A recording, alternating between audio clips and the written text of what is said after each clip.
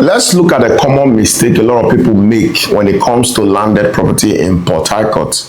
I'm using Port Harcourt because this is where I've spent all my life, and I can tell you about the real estate environment in Port Harcourt. Now, one thing people don't understand is that the cheaper the land, most times, the more the problem in the land. Because land is not actually meant to be cheap. And when I talk about being cheap, I'm talking about based on the environment. Let's say in GRA today, where I reside and where my office is, a plot of land is sold between 120 to 150 million and 200 million, depending on the location in GRA. Because in GRA, we have GRA phase 1, we have phase 2, we have phase 3. And apart from having phase 1 to phase 3, we also have prime locations in these particular phases. So you go to GRA and somebody is offering you a land for 50 million right now. You know that that land is cheap. So that is what I mean by being cheap, so that you will not misunderstand the message I want to pass. Now, when you buy such property, you shouldn't be surprised if you have an issues with them. So the mistake people make is we tend to be more interested in Rivers State to buy property when it is cheap, irrespective of the fact that property is not sold in that environment at that amount. But we still insist we want to buy because we feel it's cheap and we get caught up with the issues that comes with that property. Now, another thing is community giving you guarantee, community youth.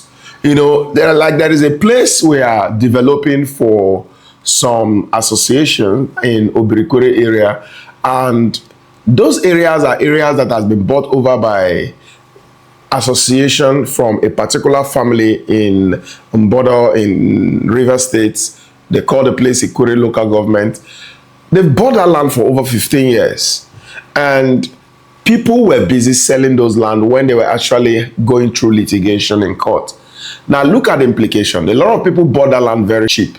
When that land is supposed to be sold for 10 million, people were buying 3 million and 4 million.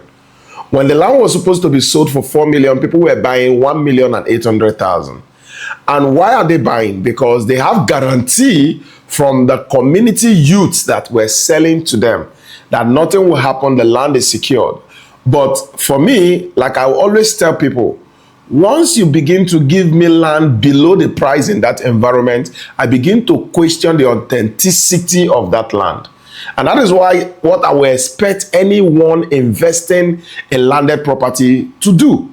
Because if you don't check the authenticity of the land, you are the one that is going to run loss. It's your money. Even if you feel you go to EFCC, you go to police, you go to the court in order to retrieve your money, you are not going through processes you ought not to have even stressed yourself in going through if you had done the right thing from the first place. So you look at the kind of people selling you this property. You know, you don't just buy land because your friends bought land there. Your friends can also buy wrongly. And that is the reality. Your friends can buy land wrongly. So you see people, they say, my friend have a land there. Is that a guarantee? Is that a guarantee that the land cannot have problem or the land does not have problem? If your friend buy a land there, he might not do his proper due diligence. You go there, do your proper due diligence. You will decide by yourself based on the result you get if you should buy a land there or not. And that is why a lot of people have so many land issues. They say, my friend bought here, that means the land is good. What is the track record of the person selling you the land? You think is not important. But when a problem comes on that land, you begin to understand that you made a mistake not to check the track record of the person. Now, in River State, you must verify family ownership history when it comes to land acquisition so that you don't make mistake. You must verify family ownership history. Every land is owned by family. Every land is owned by family. And that is why, even in court, one of the proof of ownership is family history. So if you are investing in land, you should be able to understand the land and the family that owns the land. Understand their history.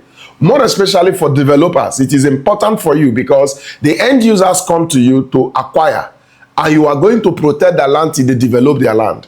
It is important that you also look at the family history, because if you don't look at the family history and you now go and get involved in any land acquisition, you may end up going into litigation or losing that land. Now, you also look at court statutes. There are a lot of land that are in court. What kind of court case is the land undergoing? What kind of issues that is involved? So you look at that too. It could be a common boundary issues.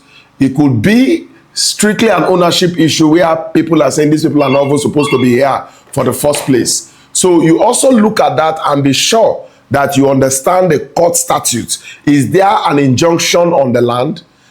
Are people restricted from using the land? Or there was a status quo fixed on the land where the people who have been using it should continue using to the determination of the court. So these are the things you also need to look into. You also look at existing buyers. There are people that have bought a property before, but because they are nowhere to be found, someone will just come and tell you that the property is available. And most of those property, you can even start working on them, using them before you realize that someone has already bought the property before now, and you give yourself a problem. Then you can also look at the authenticity of the developer, the credibility of the developer bringing you into that land.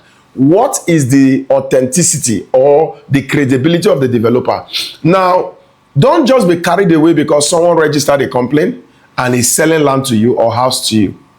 You must be sure of the credibility of the developer. There are lots of property that have had lots of encumbrances that are sold by developers. You check the properties they are bringing down in Lekki and areas in Abuja, you find out that a lot of those properties are sold by developers. But what happened? They were not credible enough to do the right thing in order for them to do that development. And at the end of the day, who is the end loser? You that is acquiring without making those inquiries. I mean you that is acquiring that property without making the right inquiry or asking the right question. So you need to now understand that investing in real estate is not just putting your money in a property, but securing the future and ensuring that you are investing in a property that is void of any encumbrances and issue. And that is why Odibola Properties is also here to help you through this particular situation and give you insight on how best you can secure your money, invest in property, and have rest of mind.